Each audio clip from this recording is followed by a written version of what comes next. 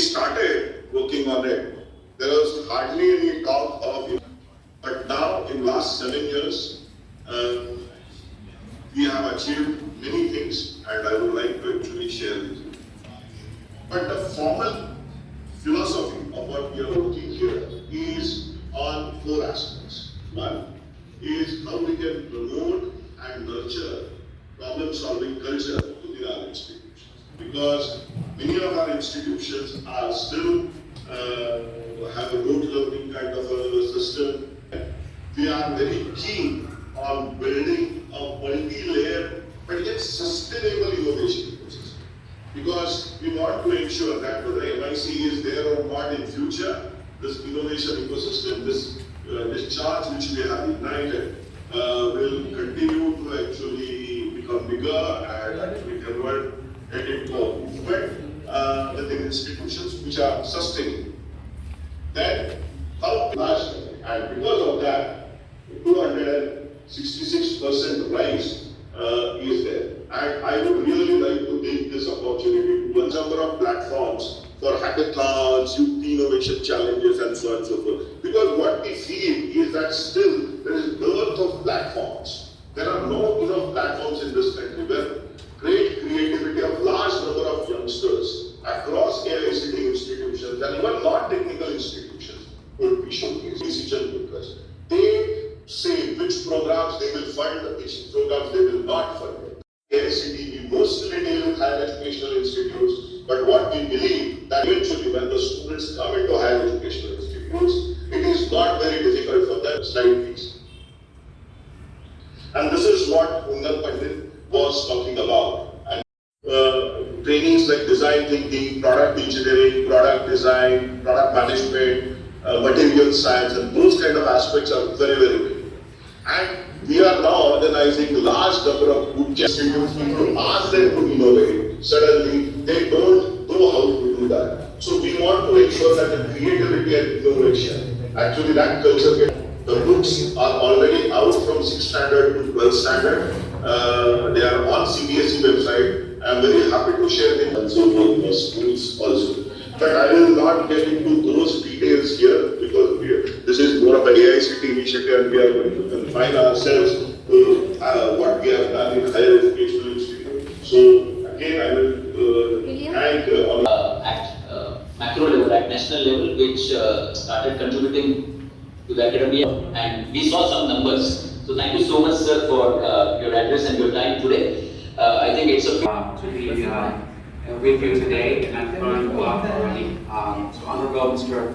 Ramankar, Chairman of IICTE and also Vice Chairman, and of course Nation Day. So it's a whole week, which actually seems to be a pre-celebration, if you like, of the World IP Day.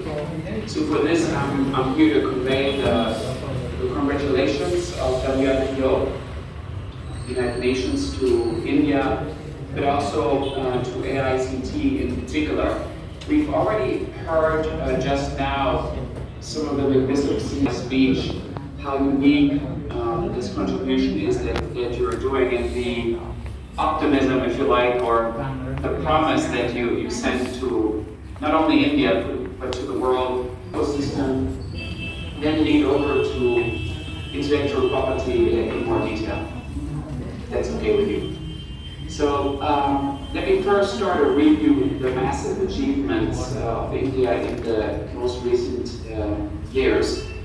So the ascent of the Global Innovation Index 2024 is quite remarkable. If you look over a 9 that have risen very consistently through time, the majority of higher middle income economies.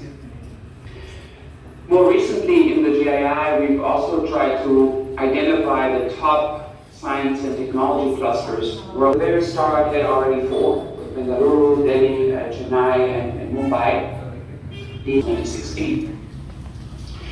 Now, I'm trying to think a little bit about what is so special about India, having studied innovation ecosystems broadly, the emerging economy now, first OECD, World Bank, and now WIPO. And I think, and my predecessors have underlined this, I think it can't be stressed enough the unique development path that India has been taking. And I've tried to put a name. Many